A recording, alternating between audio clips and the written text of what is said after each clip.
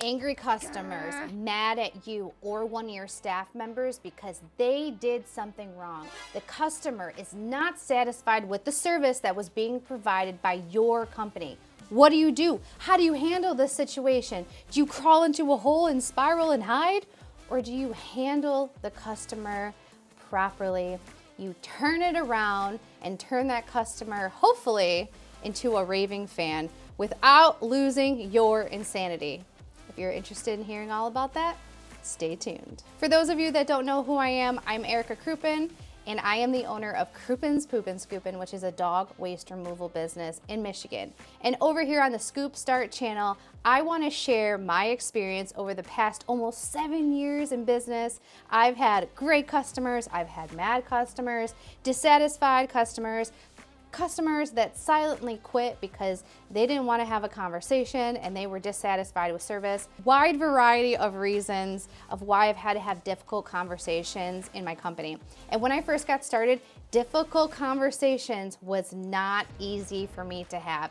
I would have rather crawled into a hole, shut my business down, hide, do whatever I needed to do so I didn't have to have an argument, because it felt like an argument. It felt like I was being personally attacked because we start this business and it's our baby and it's so emotional. And well, for me at least, there's a lot riding on it. There's our pride, our time, our livelihoods riding on it. So every little thing that goes wrong in the business feels so big until you grow out of it. And that's what happened with me. I had to grow out of that and move on to the next stage. And it happened with time, it happened with experiences, getting around other people that have been there, done that, and just having realistic expectations that in your business, not everything is going to go perfect all the time. We are in the business to solve problems. And as we grow our team, we're also in the business of managing a team or managing people. People are human. Errors happen. And when that happens, we just gotta handle it and make sure the customer's happy and try to put a smile on their face. So let's get into it. Oh, and really quick, if you're not hanging out with the Poop Scoop Millionaire community over on School, like what are you waiting for? What are you doing? That's where all the cool kids are hanging out. But seriously, the community has well over 800 like-minded individuals in the dog waste removal industry. We're swapping stories, we're sharing insights, and we're just building community over there. So if you are not a part of the community yet, I will go ahead and include a link down below for you to click it and check it out. What causes a customer to be angry? Not all customers come in angry. For the most part, for this industry, people are so grateful. They're so grateful that you are willing to take this dirty, nasty, time-consuming chore off of their list. And that changes with time when issues happen. A great customer can turn into an angry customer when, for me, these are the top reasons of why a customer becomes upset with you, dissatisfied, calls you angry, sends you an angry text message, or silently quits on you. Missed piles. This happens, like I said, human error, but piles do get missed at times. And if the customer is out there, their kid steps in it, and then the kid brings it into the house, or the dog steps in it, brings it into the house, whatever it is, missed piles, missed services, meaning either you just missed the service, you didn't show up, you canceled the service, or because weather, we work outside. Sometimes there's extreme conditions, too much rain, too much snow, far too hot. I know the people in Arizona or Texas or those areas watching this, they're like, seriously too hot? Yeah, man, if it's like 110 degrees here in Michigan, we will die. At least that's what it feels like. Sometimes we can't work in that. Or if it's too windy, that might sound silly, but here in Michigan, we have very, very strong winds. And so if the winds are far too aggressive, sometimes we will cancel or postpone service for the safety because of how many trees we have. Sometimes it's easy for trees to fall, a limb fall down and break. That actually happened when we were in a backyard scooping one time. And so we just we play it by ear. We play it safe. Most customers, they completely understand. They are totally cool with shifting their route. What happens is when it's landscaping season and we're shifting our scoop day for a reason other than weather. Because a lot of times if we get heavy rain, The landscapers aren't able to mow either, at least the good landscapers, because if you go in there, you're gonna put tracks in the yard, you're gonna scalp it, there's gonna be a lot of issues. So a lot of times the landscapers are gonna be behind schedule as well. So it correlates, but if we just can't show up for call-ins, we're inconsistent, we're behind schedule because we didn't plan our route properly, the days before, that's when customers seem to get really upset. Those landscapers. This one's a big one. A gate being left open. Oof. A price increase. That one can be big too. The service being skipped for any other reasons other than bad weather. It's a holiday, so we're skipping that service. Or they didn't unlock the gate, and so we weren't able to get into the yard, so we had to leave. And we skipped their house because we have other houses to take care of. We tell them, oh, we're gonna come back next week for double duty. I've had customers get very upset with that. And just overall, poor communication. All of these things that I talked about, these are like the top hitters. There's other reasons of why people get upset. You knocked on the door and the dogs are barking, or for me, I bang my bucket a little loud when I'm in the backyard scooping and it like woke up their baby, so they were kind of upset about that. But a lot of this can be rectified by just having conversations and communicating with the customer. Your customer complains, whatever the reason is, whatever the form of communication, it's either they're gonna text you, they're gonna call you, or they're going to email you. That's the main ways that the customers communicate. You want to respond fast. If it comes in via email or via text message, or you get left a voicemail because you didn't answer the phone. If you answered the phone, obviously you have that conversation right then and there, but you want to respond back to them very quickly because they're going to be super appreciative that you are handling it, and it's priority because it's a priority to them. Their emotions are high for whatever reason, like whatever it is. If they got other stuff going on behind the scenes and you're the fall guy, you have to take that.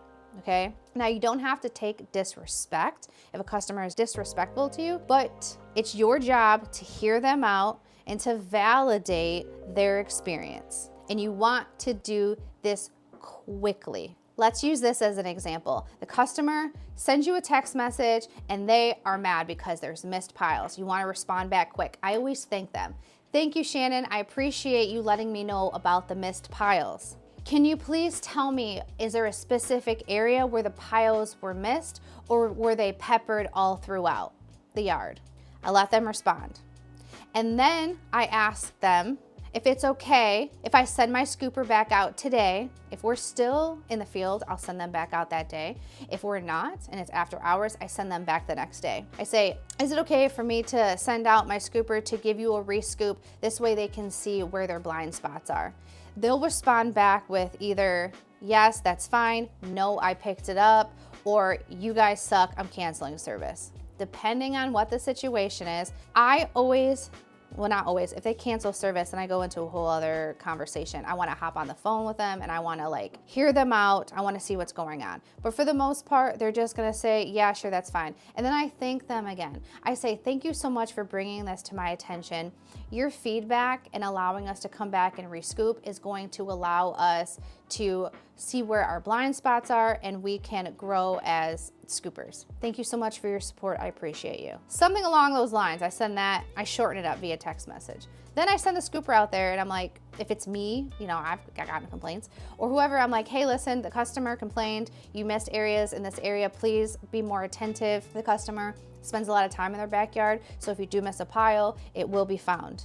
Okay? And then I also remind my team that I don't cut your paycheck. I'm just the middle person. Our customers is what keeps this company running and cuts our paychecks. So we need to make sure that we're doing a good job for our customers, so then they keep paying their monthly bill and they're happy with our service. Because if there's no customers, there's no business, and there's no business, there's no paychecks. I'm very, very clear and very transparent about that. We're there to do a good job, specifically to pick up the dog poop. That's what they want us to do. And if they're upset, like I was saying, you have to validate their experience. Like, you can't get defensive. You can't take this personal, even though you want to take it personal, because it really does feel like a personal attack on you. I know for me, my freaking name, the business is named after me. My face is on the side of my truck now. That's crazy. That is crazy, Erica. So it feels very personal. And when the customer's mad, you're gonna validate their experience. You're not going to argue with them. I repeat, say this out loud. I am not going to argue with the customer. They're mad. They don't want your logic. They want you to take accountability for the mess up. And I wanted to kind of talk about this quickly. If a gate got left open, because this has happened to me a couple times before I implemented a closed gate photo policy, that's a really big deal. Like a missed pile sucks, right? Skipping a scoop day, that sucks. They're gonna be irritated. The landscaper is gonna be mad, whatever. But if a dog gets let out, or when a dog gets let out, hopefully they come home, hopefully they don't get hurt, hopefully they don't get stolen, whatever the situation is. You wanna make sure that you are fixing things quickly. So what are you doing to make sure these gates are being closed if that becomes an issue or you've been blamed? Are you bungee cording the gates? Are you taking the picture of the closed gate and sending it to the customer? What are you doing? You have to implement something in your policy, in the way that you run your business to try to prevent this from happening. Same thing with skip scoops. Figuring out your weather policy, what you're going to tolerate and what you're not going to tolerate weather-wise, and communicating with that with the customer. So the customer knows, like, you don't just not show up. You're like, well, it was raining. It says in my policies and procedures that we don't service in the rain. If we get rained out, we text the customer and say, hey, listen, today was your scheduled scoop day, but unfortunately due to the weather, we're not scooping. You're gonna be serviced either tomorrow or the day after. Because anytime we get rained out, it always pushes us back 1 to 2 days. It's never just one day, it's 1 to 2 days. So I set the expectation. So they know what the reason is, they know why, and they know what's going to happen moving forward. And I have found this communication, this open form of communication, like, yes, some of them might be frustrated because of whatever the reason is. They got to unlock the gate, the landscapers, but they appreciate knowing what's going on and being in the loop. And if you look through my Google reviews, a lot of them say that we are fast, we're efficient, and we communicate well. Communication is very, very, very important to me and this business. It's easier to have these conversations via text message, but if the customer is really getting nasty and the vibe is off, pick up the phone, have a conversation, hear them out, hear their tone, soften your tone. Because 9 times out of 10, whenever I picked up the phone and had a conversation with the person, by the end of it, they were thanking me for making things right. And sometimes they even apologize. And they're like, I'm so sorry to complain. Like, I normally don't like to do this, but blah, blah, blah, blah. And I'm like, no, thank you. Thank you so much for allowing us to be a better company for you. Keep paying your invoice, please. But you know what? Sometimes you do everything that you can. You hear them out. You offer a solution, you're respectful, you validate their feelings, but they just aren't having it. You're the worst company that ever existed. You can't even do a simple job like picking up dog poop, blah, blah, blah, and they write you a nasty review. Been there, done that. So what do? How do you handle that situation? You respond back to them professionally. You do not respond back right away. You want to wait like 24 to 48 hours. You don't want to respond back to feelings. You don't want to respond back angry. You just want to respond back professionally. I don't feel like it's necessary to write paragraph upon paragraph explaining every little situation that happened. It don't gotta be like that. Do the same thing as we talked about earlier. Validate their feelings.